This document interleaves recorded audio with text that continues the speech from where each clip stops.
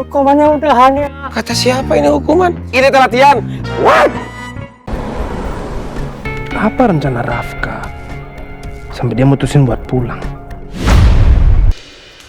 Rafka, kamu tahu nggak sih? Ayuna sama Rafki mau bulan madu ke Bandung.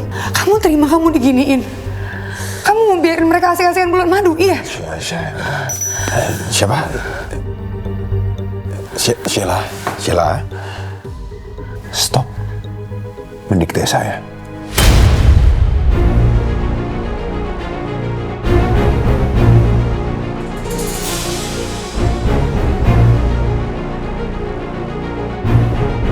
Jadi benar, Pak Rafka tinggal di rumah Pak Tristan. Papa mau aku kembali ke rumah Papa.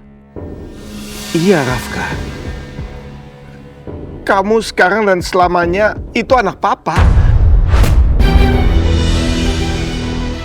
Mau kan kamu kembali ke rumah?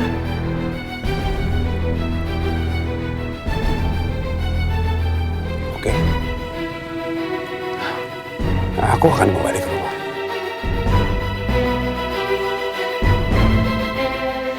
Tapi ada syaratnya. Apa syaratnya? Ayuna dan Rafki harus ada di rumah. Harus tinggal bersama aku, bersama Papa, di rumah Papa.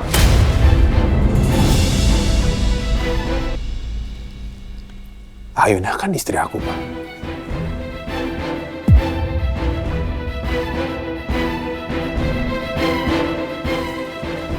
Kenapa?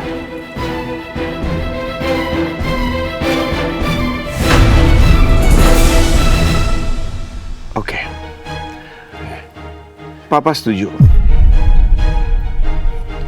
Papa akan ikutin kemauan kamu. Dan kita semua akan tinggal serumah.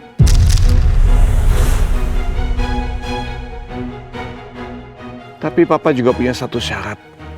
Ya. Kalau kamu kembali ke rumah, kalau kita mau bersatu lagi, bukan untuk saling membenci. Papa minta kamu bicara sama Rafki dengan kepala dingin. Kalian selesaikan masalah kalian dan kalian berdamai. Dan ada satu hal lagi. Papa nggak mau kamu menyentuh Ayuna.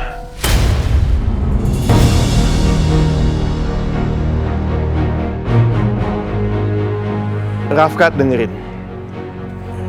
Ayuna adalah istrinya Rafki. Jangan ganggu mereka. Kita sepakat?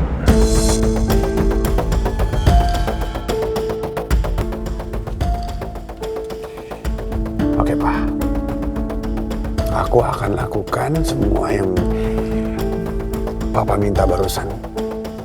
Aku akan terima semuanya. Terima kasih. Tapi ada satu syarat lagi.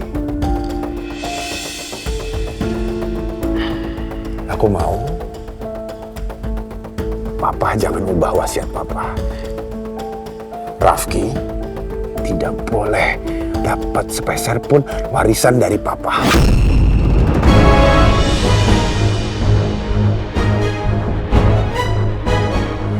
Itu syarat aku yang terakhir.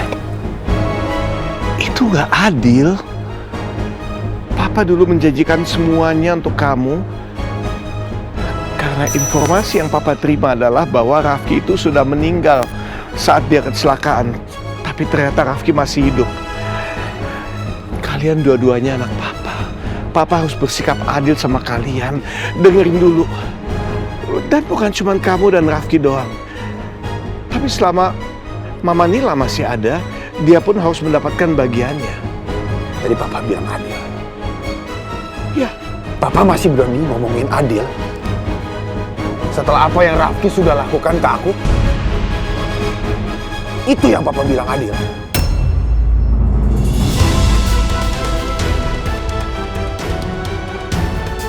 Rafki sudah mengambil posisi aku, berpura-pura menjadi aku.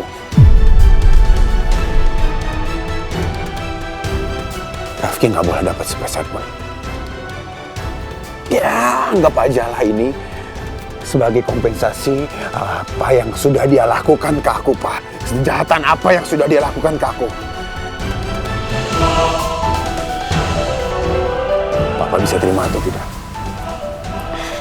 Papa bisa terima. Kamu tahu kenapa?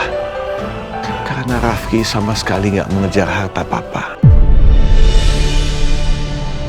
Rafki nggak gila harta. Jadi, Papa terima. Itu yang aku mau. Itu yang aku mau. Ya sudah. Kalau begitu, sekarang kita pulang ya. Supaya kamu bisa melanjutkan pengobatan kamu di rumah. Aku akan pulang besok. Kenapa nggak malam ini aja? Apa? Aku sudah memutuskan besok aku baru pulang. Papa mau aku berubah pikiran lagi dan tidak jadi pulang? Enggak. Hah? Kita ikutin kemauan kamu. Besok aku akan pulang.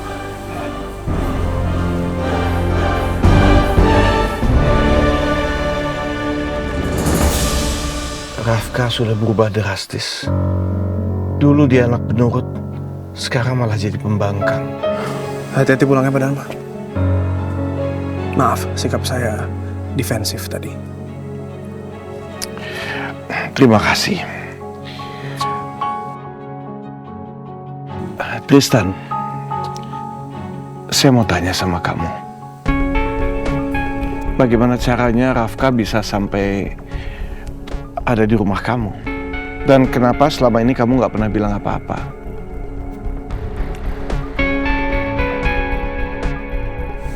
Sebenarnya saya nggak bermaksud apa-apa, Pak. Tapi memang permintaannya Rafka untuk merahasiakan semua ini termasuk ke keluarganya. Jadi saya hanya menuruti permintaan dia.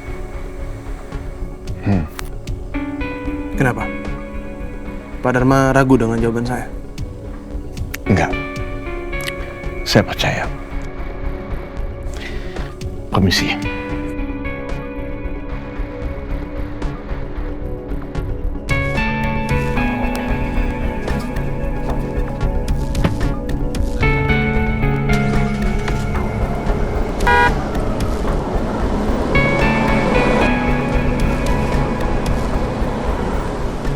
Apa rencana Rafka sampai dia mutusin buat pulang?